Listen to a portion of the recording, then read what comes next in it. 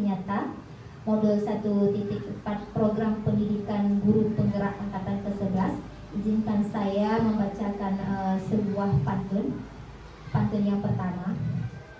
Foto lama jadi kenangan. Kenangan indah kita bersama. Salam hangat Bapak Ibu semua. Semoga bahagia mengikuti acara ini. Ada tikus mencari makan. Tikus bertengkar dengan kera.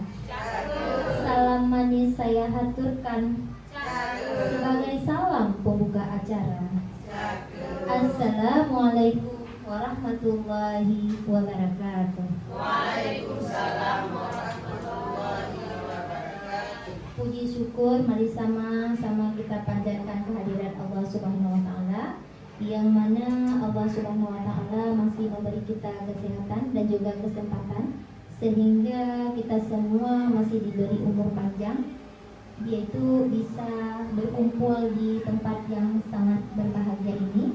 Guna dan maksud yaitu untuk pelimbasan aksi nyata modul 1.4 program guru penggerak angkatan program pendidikan guru penggerak angkatan ke-11. Tak lupa pula selawat bernada salam mari sama-sama kita sajikan ke pangkuan alam baginda Rasulullah Sallallahu Alaihi Wasallam beserta al dan sahabat beliau sekalian yang telah membawa kita dari alam kebodohan kepada alam yang penuh dengan ilmu pengetahuan seperti yang kita rasakan saat ini. Penghormatan saya yang pertama sekali kepada Bapak Kepala Sekolah yang telah menyediakan tempat untuk acara kita yang sangat bermanfaat ini. Yang saya hormati Bapak dan Ibu Dewan Guru SD Negeri 38, yang saya hormati staf TU dan juga penjaga kebersihan, dan yang saya muliakan dan saya cintai Bapak Ibu semua yang telah berhadir di ruangan yang sangat berbahagia ini.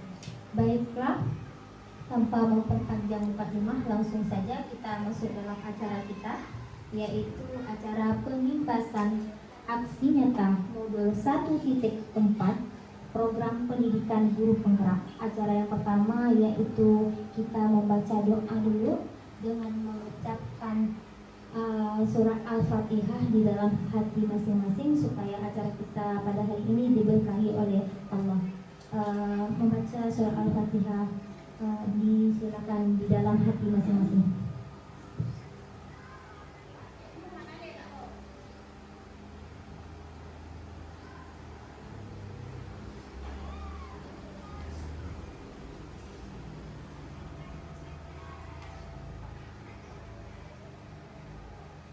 Berdoa selesai. Selanjutnya acara kita yang selanjutnya yaitu menyanyikan lagu Indonesia Raya.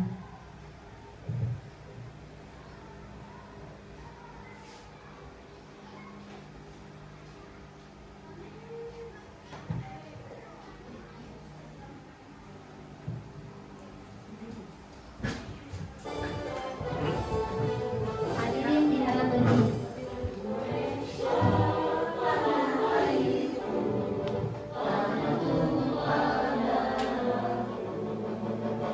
Bisa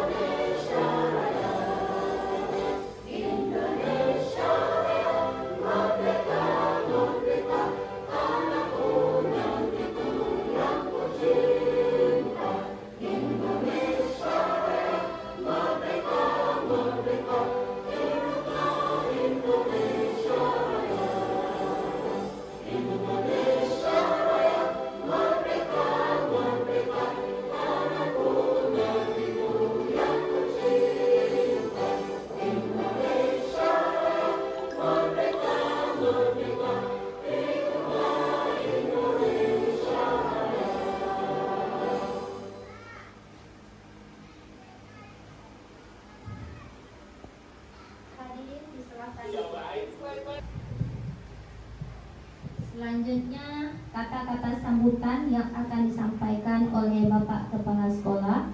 Namun Bapak Kepala Sekolah sedang berhalangan dinas keluar kota, jadi sudah diwakilkan kepada Ibu Yusra. Kepada Ibu Yusra, waktu dan tempat kami silakan.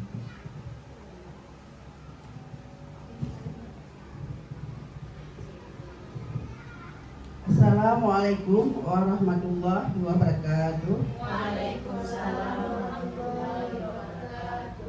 Syukur alhamdulillah sama-sama kita panjatkan kehadirat Allah Subhanahu wa taala, yang mana sampai pada hari ini kita masih diberi kesehatan, umur panjang untuk kita ikuti acara guru CGP kita pada hari ini. Salawat dan salam dan junjungan Nabi besar Muhammad SAW yang telah membawa kita dari alam kebodohan ke alam berilmu pengetahuan seperti sekarang ini. Yang saya hormati Bapak Kepala Sekolah, dan yang saya hormati calon guru penggerak kita, yaitu Ibu Darmayanti, Bapak Syarul, dan Ibu Halimatul Sa'diyah. Dan yang saya cintai rekan-rekan kerja yang sudah meluangkan waktu untuk kita ikuti acara CGP pagi ini bersama-sama. Di sini saya mewakili kepala sekolah. Saya sangat berharap untuk teman-teman yang lain ikutilah kawan kita yang bertiga ini. Selamat berjuang kepada Ibu Darmayanti, Bapak Syarul, dan Ibu Halimatul Sa'diyah yang sudah melalui 2 bulan ya Bu ya? Melalui 2 bulan dan tinggal 4 bulan lagi. Selamat berjuang, semoga berhasil ke depannya nanti. Dan saya harapkan kepada teman-teman yang lain tetap semangat, tetap mengikuti seperti jejak mereka bertiga, dan akan dibuka untuk angkatan ke-12 ya Bu ya. Angkatan ke-12 kita memang harus ikut semua. Berjuang bersama-sama. Dan terima kasih juga kepada teman-teman semua yang sudah berkolaborasi untuk kawan kita yang sedang mengikuti CGP. Kita harus saling membantu, harus saling mengingatkan, dan sama-sama kita berjuang untuk kemajuan SD Negeri 38 yang kita cintai. Selanjutnya, berjuanglah semua. Jangan patah semangat, jangan mundur, jangan takut, jangan takut. Susah sekali ikut CGP, tidak Bu. Sebelum kita berjalan memang susah. Waktu kita sudah berjalan, sudah kita jalani, kita tidak susah lagi. Seperti teman-teman kita. Yang penting kita harus saling membantu satu sama lain. Seperti orang ini membuatkan tugas, kita harus kawani. Jangan kita tinggalkan mereka bertiga di sekolah ini. Kalau yang ada halangan boleh pulang, yang enggak halangan kawanin di sini supaya mereka bersemangat untuk mengikuti CGP ini supaya berhasil dan menular kepada kita semua.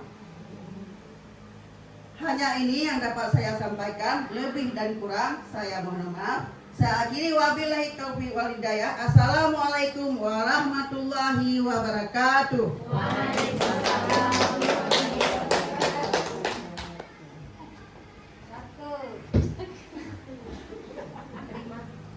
Terima kasih atas kata-kata sambutannya yang disampaikan oleh Ibu Yusra, sungguh sangat luar biasa sekali ya.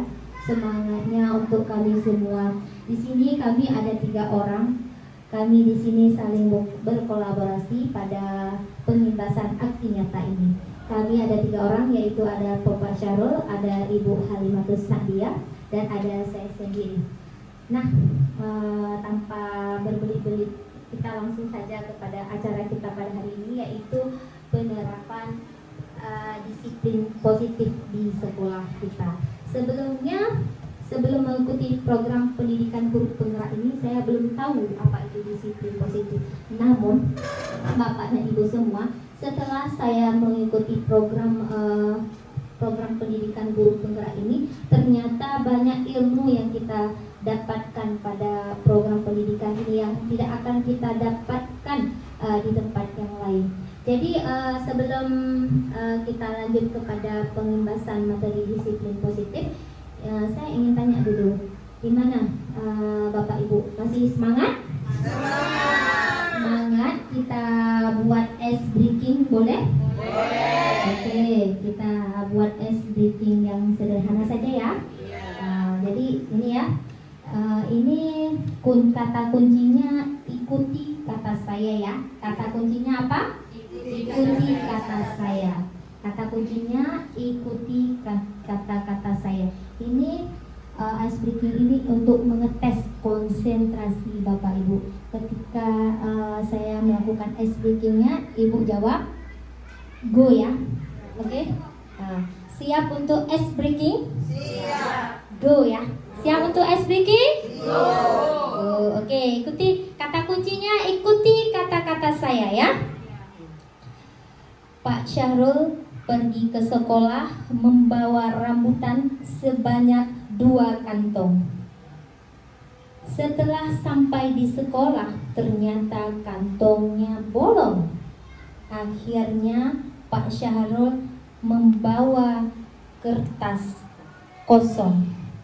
Kesimpulannya apa? Tidak ada rambutan. Apa kesimpulannya? Tidak ada rambutan. Apa Bapak Ibu? Rambutannya tidak ada. Ada yang lain? Apa kesimpulannya? Plastik kosong. Plastik kosong. Berarti Bapak Ibu semua belum fokus. Kenapa belum fokus? Kata kuncinya adalah ikuti kata saya. Kata saya terakhir apa? Bukan juga. Kata-kata terakhirnya. Jadi kesimpulannya apa?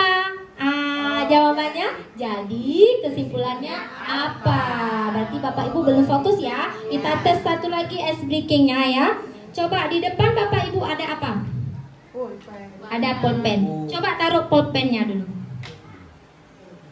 Menjauh, tangan Bapak Ibu menjauh daripada pulpen tersebut. Coba menjauh tangannya. Mendekat. Mendekat lagi. Mendekat. Menjauh. Menjauh. Tangkap. Ada yang tidak dapat pulpennya? Ada, dapat semua ya. Berarti semua Bapak Ibu sudah fokus ya. Mudah-mudahan fokus terhadap menerima pembahasan materi ini ya. Jadi pemaparan materi pertama akan saya sendiri yang memaparkannya, nanti dilanjutkan oleh teman-teman saya. Baik, yang pertama adalah disiplin positif. Bapak Ibu tahu apa itu disiplin positif? Tahu. Apa Bu? Disiplin positif adalah disiplin yang kita terapkan setiap hari di sekolah. Iya, bagus sekali. Disiplin yang kita terapkan di sekolah. Ada yang lain? Ada Apa Bu? disiplin yang kita terapkan juga di sekolah, contohnya misalnya restitusi. Iya, bagus sekali, luar biasa Bu Nurma ya. Mungkin Bu Nurma pernah menjelajah di PMM ya, makanya tahu restitusi ya. Dulunya saya nggak tahu sebelum ikut program ini, namun Bu Nurma luar biasa sudah tahu. Ada yang lain? Bapak Ibu? Ada ya? Jadi kita lanjut. Disiplin positif ini secara umum adalah suatu pendekatan untuk menerapkan disiplin dari dalam diri anak tanpa hukuman dan hadiah. Jadi disiplin positif ini perlu kita terapkan dalam lingkungan kita, baik dalam keluarga, di sekolah. Karena dengan kita menerapkan disiplin positif ini diharapkan tidak adanya lagi kekerasan. Dan dengan pendekatan disiplin positif ini, murid akan secara langsung bisa menjalankannya dan dampaknya sangat bagus kepada peserta didik. Misalkan seperti keyakinan kelas yang kita buat. Jadi kita tidak memaksa anak-anak tersebut. Mereka membuatnya sendiri dan mereka akan mematuhi. Jadi dengan adanya disiplin positif ini tidak akan adanya kekerasan. Memotivasi dan juga dapat merefleksi kesalahan, menghargai dan membangun logika, dan disiplin positif ini bersifat jangka panjang. Di sini ada beberapa nilai positif nilai disiplin positif dalam nilai kebajikan universal. Nilai-nilai tersebut misalnya seperti nilai kejujuran, keadilan, integritas, kesabaran, tanggung jawab, mandiri, berprinsip, keselamatan, dan juga kesehatan. Nilai tersebut merupakan nilai yang universal dalam wadah kebinekaan yang harus kita tanamkan kepada peserta didik kita. Kita lanjut. Nah, di sini ada disiplin positif. Nah, cara penyerapan disiplin positif yaitu kita mengajarkan kepada anak-anak kita bagaimana bertanggung jawab dan menumbuhkan kesadaran diri berdasarkan nilai-nilai kebajikan yang telah saya sebutkan tadi. Ada berapa nilai kebajikan? Ada tanggung jawab, ada mandiri, ada keselamatan, ada kesehatan, dan kejujuran. Ya, disiplin positif ini menuju ke arah yang dapat mengontrol diri dalam melakukan suatu tindakan. Kemudian disiplin positif ini dapat membuat murid kita memahami dan juga memahami dan juga menyadari berdasarkan motivasi internal, bukan paksaan atau pujian. Jadi di sini pujian di dalam disiplin positif kita tidak boleh adanya reward ataupun hadiah. Kita lanjut. Nah, ini ada seorang guru ya. Nah, itu ada guru-gurunya cantik tapi bukan saya ya.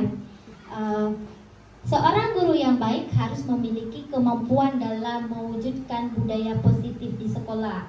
Nah, budaya positif ini dapat dijalankan dengan cara menerapkan konsep-konsep seperti disiplin positif, memahami perilaku manusia yang berkaitan dengan hukuman dan juga penghargaan. Di sini ada posisi kontrol seorang guru membuat keyakinan sekolah atau kelas, atau penerapan segitiga restitusi dalam menyelesaikan masalah terhadap peserta didik. Jadi di dalam disiplin positif ini berarti ada posisi seorang guru, ada sebagai posisi menjadi teman, sebagai penghukum, sebagai manajer dan lain sebagainya ya.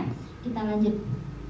Nah, di sini ada teori hukuman, penghargaan dan juga restitusi.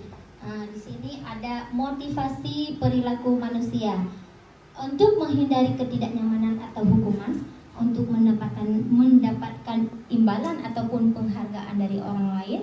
Dan yang ketiga yaitu untuk menjadi orang yang mereka inginkan dan menghargai diri mereka sendiri dengan nilai-nilai yang mereka percaya.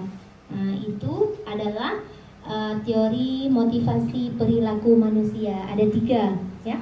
Kita lanjut. Di sini motivasi ada 2 Bapak Ibu. Ada motivasi internal. Motivasi internal itu di dalam diri seseorang. Di sini untuk menjadi orang yang mereka inginkan dan menghargai diri sendiri dengan nilai-nilai yang mereka percaya. Sebaiknya menghindari hukuman dan pemberian penghargaan berlebihan agar dapat meminimalisir motivasi internal dari dalam diri murid. Misalkan kita tidak boleh memberikan reward ya kepada anak-anak, misalkan seperti datang tepat waktu. Kita tidak boleh memberikan reward, namun kita memberikan bimbingan kepada anak tersebut. Misalnya ini saya tanya kepada ibu bapak semua, saya Bu Isma. Ibu Isma datang ke sekolah cepat pada pagi itu tujuannya atau apa? Apa untuk mendapat penghargaan dari Bapak kepala sekolah atau untuk apa? Tanggung jawab. Iya, berarti bagus. Itu berarti Ibu Isma sudah menerapkan disiplin positif. Lebih-lebih lagi kepada ibu senior kita yaitu Ibu Bendahara ya. Luar biasa sekali. Dari Luxmawe datang ke sini jam bahkan lebih cepat beliau dibanding kami. Apa Ibu tujuannya, Bu? Karena kita bertanggung jawab. Oh iya, bagus sekali. Berarti tanpa kita sadari disiplin positif tersebut sudah Bapak Ibu terapkan semua. Kita lanjut. Nah, di sini ada teori hukuman. Nah, di sini hukuman itu adalah alat pendidikan yang sering digunakan oleh pendidik untuk menerapkan kedisiplinan dalam pembelajaran. Hukuman yang diberikan kepada anak dalam pendidikan karena kesalahan yang dilakukannya ada dalam bentuk yang bermacam-macam, tidak semuanya patut dan dapat digunakan dalam mendidik seorang anak. Ini kita contohkannya dulu. Ini saya ya, Saya dulu ngajar kelas 2 kan, anak-anak itu kan rewel. Kadang ada seseorang anak yang nakal, kita kan geram, kita cubit sedikit kan. Jadi tidak boleh memberikan teori hukuman. Nah, sekarang tapi setelah saya mengikuti program ini, saya sadar bahwa hukuman itu tidak boleh kepada anak-anak. Tapi kalau dulu boleh ya, ketika kita dicubit oleh seorang guru, kita akan termotivasi. Berbeda dengan sekarang. Makanya seperti kata-kata Bapak Ki Hajar Dewantara, gimana menuntut murid sesuai kodrat alam dan juga kodrat zaman. Kita lanjut.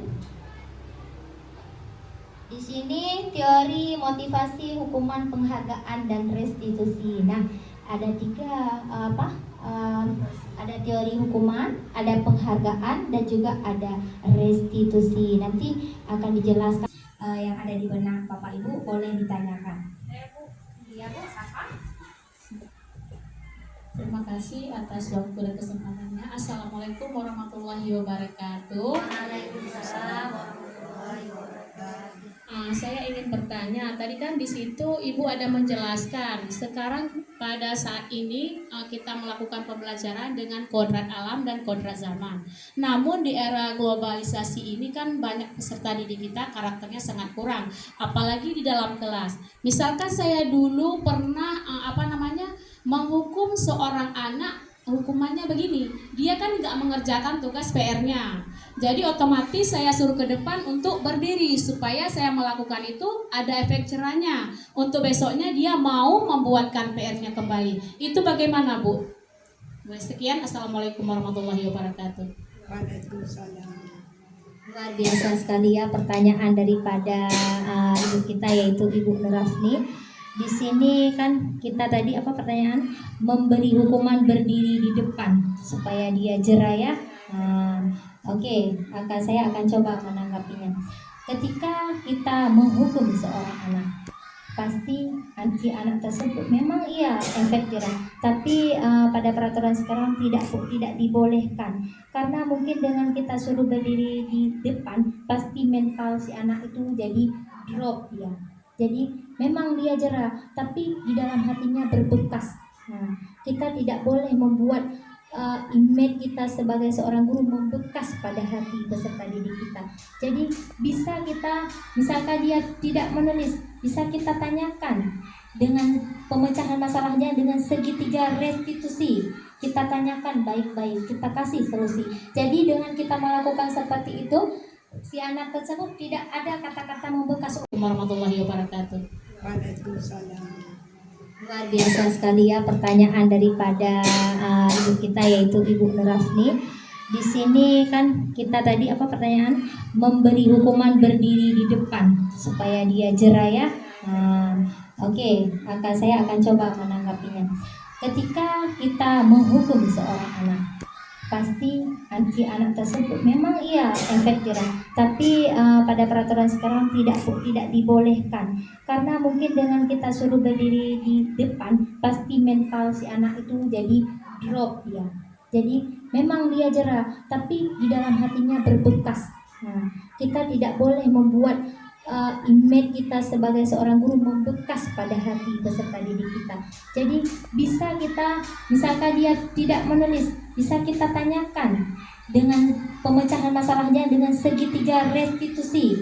Kita tanyakan baik-baik, kita kasih solusi. Jadi dengan kita melakukan seperti itu, si anak tersebut tidak ada kata-kata membekas. Oh, ibu itu jahat, ibu itu tegas, saya tidak mau lagi, saya tidak mau sekolah. Efeknya kepada si anak. Tapi coba kita lakukan dengan metode segitiga restitusi. Kita panggil si anak tersebut, kita tanyakan apa masalahnya, dan tanpa kita sadari dia tidak bermasalah dengan kita, dan dia sendiri bisa menemukan solusi yang tepat untuk pemecahan masalah yang telah dia lakukan. Mungkin sekian. Oke, ada penambahan dari Bapak Syahrul atau Ibu Halimatus Sa'diyah? Iya, nggak ada ya. Jadi kita ambil kesimpulan. Gimana? Masih fokus? Udah tidur ya? Udah tidur? Nah, sebelum kita ambil kesimpulan, saya ini punya speaking satu lagi. Nah, supaya Bapak Ibu semangat nanti ketika mengajar di kelasnya ya. Saya harap Bapak Ibu semua Abah-abahnya ini jangan lihat saya, jangan lihat gerakan saya, tapi dengarkan suara saya. Oke? Siap? Oke, kita lanjut ya. Kata-kata kuncinya, jangan lihat saya, tapi dengarkan suara saya. Oke? Siap? Pegang tangan. Pegang hidung. Pegang wajah. Pegang dagu. Pegang mulut. Buktinya Bapak Ibu semua luar biasa sudah bisa mengerjakan, sudah bisa fokus dan sudah menerima pengibasan materi aksi nyata kami. Mudah-mudahan Bapak Ibu semua bisa menerapkan di kelas ya, seperti disiplin positif, keyakinan kelas, dan juga restitusi. Mudah-mudahan ilmu yang kami imbaskan pada hari ini bermanfaat bagi kita semua dan bisa kita praktekkan di lapangan. Sekian materi kita pada hari ini, semoga bermanfaat. Namun sebelum saya tutup, saya punya sebuah pantun lagi. Boleh? Boleh ya? Jangan lupa dijawab cakep ya. Biru laut seperti kolam, ikan paus pantai menyelam. Dari lubuk hati kami yang paling dalam, saya tutup presentasi ini dengan salam. Assalamualaikum warahmatullahi wabarakatuh. Assalamualaikum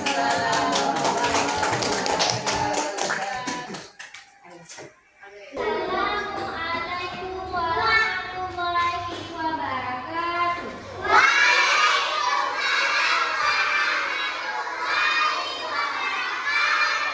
Apa kabarnya Nana Ibu Hafidin?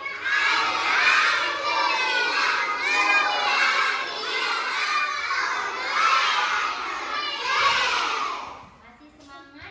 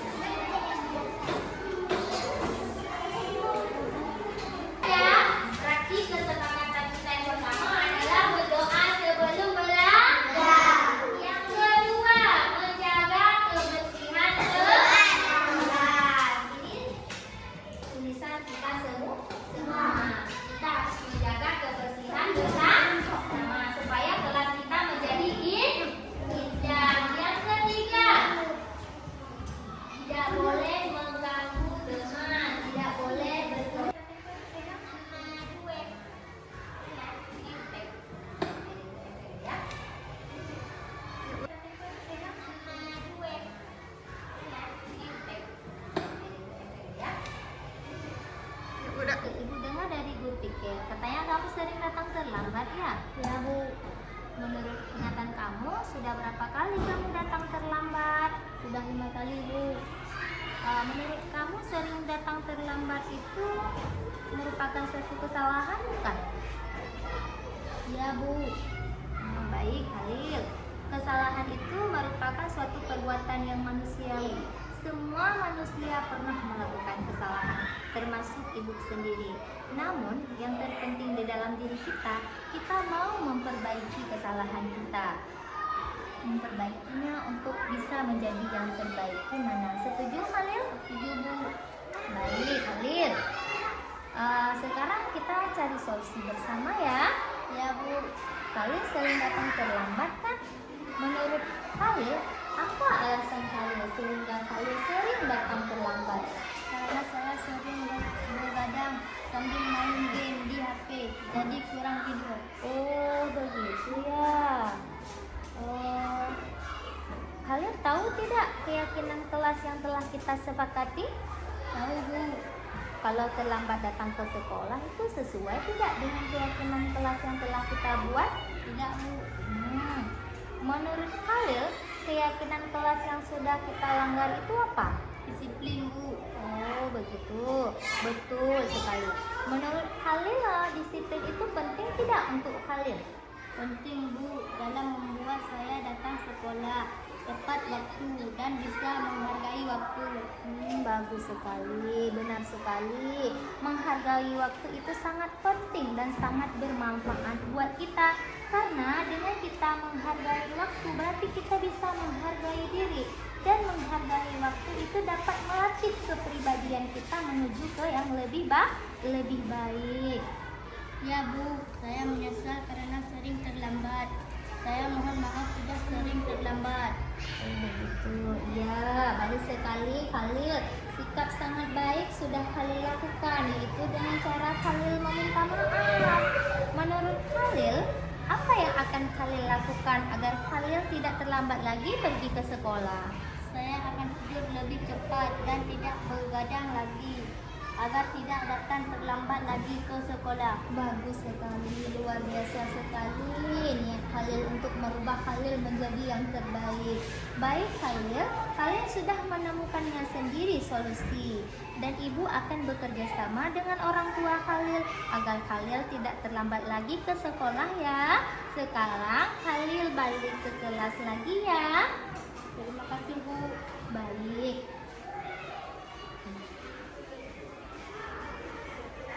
Farah, tadi ibu dengar laporan dari ketua kelas. Katanya kamu bertengkar ya? Iya Bu, habis kesel sih Bu. Kenapa Farah kesel? Naya terus menerus mencontek hasil pekerjaan saya. Bukan hanya PR, tugas juga selalu dicontek. Oh begitu ya. Wajarlah kalau Farah marah dan kesal. Jika ibu ada di posisi Farah, itu juga akan melakukan hal seperti sedemikian. Iya Bu. Lalu apa yang Farah lakukan kepada Naya? Saya marah-marah dan maki-maki Naya. Dan tanpa sadar saya mendobrak meja Naya Bu. Oh begitu. Pasti Farah berbuat seperti itu ada alasannya ya? Iyalah Bu, masa saya diam saja tugas tapi dia hanya mencontek, tidak mau berusaha membuatnya sendiri. Ya wajarlah Farah merasa marah karena pekerjaan Farah dicontek begitu saja oleh Dika. Ibu sangat menghargai tindakan yang Farah lakukan. Tapi alangkah baiknya Farah tidak berbuat yang lebih daripada itu seperti memukul. Sekarang coba kita pikirkan, tindakan yang Farah lakukan sampai mengebrak meja, apakah sudah sesuai dengan keyakinan kelas yang sudah kita sepakati? Tidak Bu. Menurut Farah, keyakinan kelas apa yang sudah dilanggar? Saling menghormati antara teman Bu. Iya, betul sekali. Menurut Farah, sikap saling menghormati antar teman itu penting tidak untuk Farah? Penting Bu. Baik, kalau menurut Farah penting, keyakinan kelas apa yang harus dilakukan di saat Farah marah? Saya harus lebih sabar dan bersedia. Oh begitu. Kamu bersedia tidak untuk memperbaiki masalah ini? Bersedia Bu. Lalu apa yang akan dilakukan Farah untuk memperbaiki masalah seperti ini? Saya harus sabar dan harus bisa menahan rasa amarah saya. Kalau ada teman yang mencontek, saya akan melaporkan pada guru mata pelajaran atau wali kelas.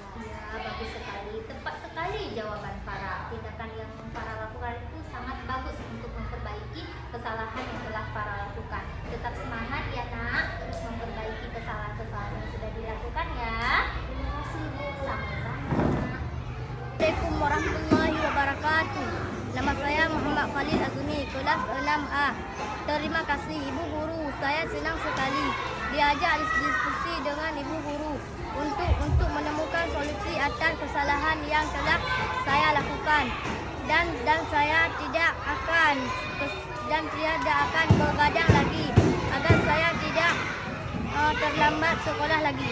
Terima kasih guru. Assalamualaikum warahmatullahi wabarakatuh. Nama saya Faryadisa Suhaila, saya dari kelas 6A. Saya senang sekali diajak diskusi dengan Ibu Guru untuk dapat mengendalikan diri dari amarah. Karena perilaku teman sekelas saya harus banyak belajar dan bersabar agar dapat menghormati teman-teman.